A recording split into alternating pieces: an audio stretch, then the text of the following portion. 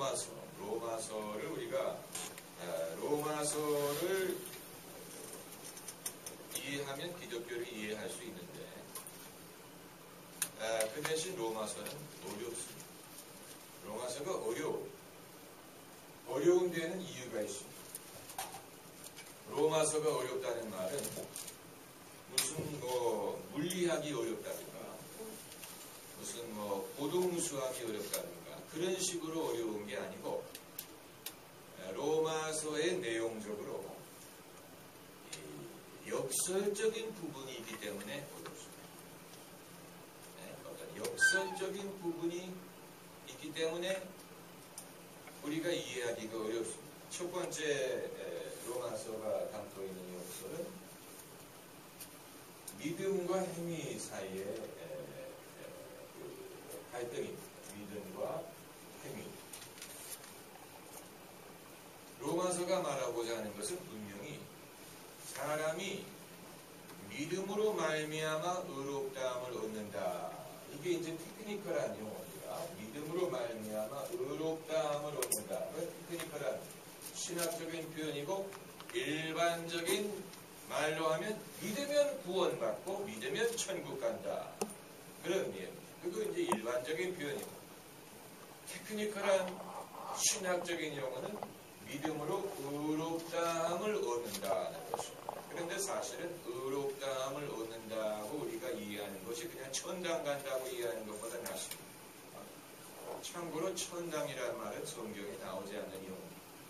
천당이라는 말은 옛날에 우리의 그 조상들이 전통적으로 갖고 있던 그 민속 신앙에서 나온 용어입니다. 천당, 하늘의 파라다이스라는 뜻이에요.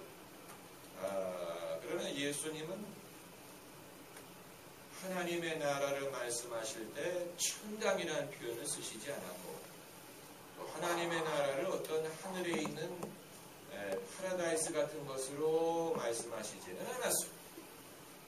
예수님은 하나님의 나라가 여기 있다 저기 있다 하지 말라. 하나님의 나라는 너희 안에 있느니라 이렇게 말씀하시고 또 내가 성령의 능력을 힘입어 귀신을 쫓아내는 것이면 하나님의 나라가 이미 너희에게 임하였다 이렇게 말씀하셨지. 하나님의 나라를 어떤 저기 구만이 장천에 있는 어떤 그런 천당 같은 것으로 말씀하시지는 않았습니다. 그렇기 때문에 예수 믿으면 천당 간다라는 표현은 뭔가 그 기독교의 복음과 구원을 좀 왜곡해서 이해하게 만드는 그런 면이 있습니다. 좀 더 정확한 표현은 우리가 믿음으로 의롭다함을 얻는 것입니다. 의롭다함을 얻는 것입니다. 의롭게 되는 것가 아니고 의롭다함을 얻는 것입니다. 의롭다고 여김을 받는 것입니다. 하나님이 우리를 의롭다고 여겨주시는 것입니다. 우리가 예수님을 믿어서 의롭게 된다는 말은 아닙니다. 믿는 순간에 우리가 무슨 슈퍼맨이 변신하는 것처럼 도덕적으로 우리가 실질적으로 어떤 그 착한 사람이 된다는 그런 뜻은 아니에요. 하나님이 우리를 의로운 사람으로 간주해 주신다는 얘기죠. 다만 하나님의 평가와 판단이 다른 어떤 인간의 판단보다도 더 권위 있고 최종적이라는 것이 중요합니다. 하나님이 그렇게 우리를 여겨주신다면 우리를 죄인이라고 천대하거나 멸시하거나 정죄할 수 없다는 얘기죠. 다시 말하면 하나님의 사랑으로부터 우리를 끊을 수가 없다는 얘기죠. 하나님이 우리를 사랑하시고 받아주시고 영접하시고 우리를 가까이 하신다. 그런 내용을 담고 있습니다. 그러나 동시에 사도 바울이 말하는 것입니다. 그럼에도 그는 윤리를 말하는 거예요. 우리가 이렇게 해야 되고 저렇게 해야 되고 우리가 이렇게 살아야 되고 육신을 위해서 살지 말고 영을 위해서 살고 영적으로 살고 위의 것을 쫓고 여기에서 이제 우리가 갈등에 부딪히는 것입니다. 조금 전까지 의롭다함을 얻는다고 그랬지 않느냐. 그런데 왜 윤리를 강조하느냐. 그러나 그렇게 할 수밖에 없는 이것은 이제 예수님이 가늠하다 잡혀온 여인에게 하신 말씀 그대로 그 여인에게 너를 정죄하던 자들이 어디 있느냐? 그랬더니 없습니다. 나도 너를 정죄하지 않는다. 그렇게만 말씀하시면 아주 쉬운데 그 다음에 뭐라고 말씀하셨냐면 가서 다시는 죄를 짓지 말라. 그러나 예수님은 그렇게밖에 말씀하실 수고 당연히 그렇게 말씀하시고 내가 너를 정죄하지 않을 테니까 이제부터는 네 멋대로 살아라. 그건 아닙니다. 기독교가 예수께서 우리를 정죄하지 않는다. 그게 복음이에요. 그러나 가서 다시는 죄를 짓지 말라. 그건 윤리예요. 윤리를 배제할 수는 없는. 그러나 이론적으로는 여기에 있어서 우리가 혼동을 느낄 수는 있습니다. 이거냐 저거냐. 윤리를 강조하면 이거를 믿음으로 의롭다함을 얻는다고 했는데 그럼에도 우리에게 도덕적으로 요구하는 것이 있다면 그건 뭐냐? 안 지키면 어떻게 된다는 얘기냐? 이런 질문을 우리가 하게 되지요. 그리고 이제 두 번째로 그 로마서가 어려운 이유는 자유와 의무의 갈등 때문입니다. 자유, 의무. 자유라는 것은 이제 율법에 더 이상 매이지 않는다는 얘기입니다. 율법. 이건 이제 유대인의 입장에서 하는 말이기 때문에 이방인인 우리는 유대인들처럼 어떤 모세 율법에 매여서 산 적은 없습니다.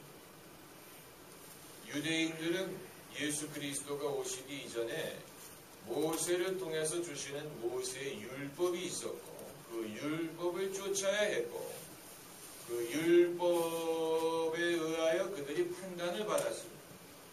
그들에게는 율법이라는 멍에가 있었습니다. 그러나 예수님이 오셔서 믿음으로 말미암아 의롭다함을 얻게 하셨을 때 이제는 더 이상 율법에 예속되지 않는 자유를 얻게 됐습니다. 자유. 복음이 말하는 자유는 죄에서 자유를 얻는 것은 그건 결과고 그거보다 더 먼저 우선되는 것은 율법으로부터의 자유. 율법이 나를 속박하지 않고 내가 율법에 매이지 않고 내가 율법의 행위에 말미암아 판단을 받는 것이 아닌 그런 자유. 그러니까 정말 자유지요. 자유란 말은 나를 예속하는 규칙이 없다는 얘기 아닙니까? 네? 내가 정말로 더 이상 어떤 이런 것에 매이지 않는 매임, 예속, 구속 여기로부터 벗어나는 것을 말하는 것이 자유가 아닙니까? 그러나 그렇다고 해서 기독교인이 고삐 풀린 망아지처럼 자기 멋대로 살아야 되느냐, 살아도 되느냐, 그건 아니고 여전히 하나님이 그에게 의무를 지어준다. 여기에서 이제 우리가 또 하나의 갈등을 보는 거죠. 이거냐 저거냐.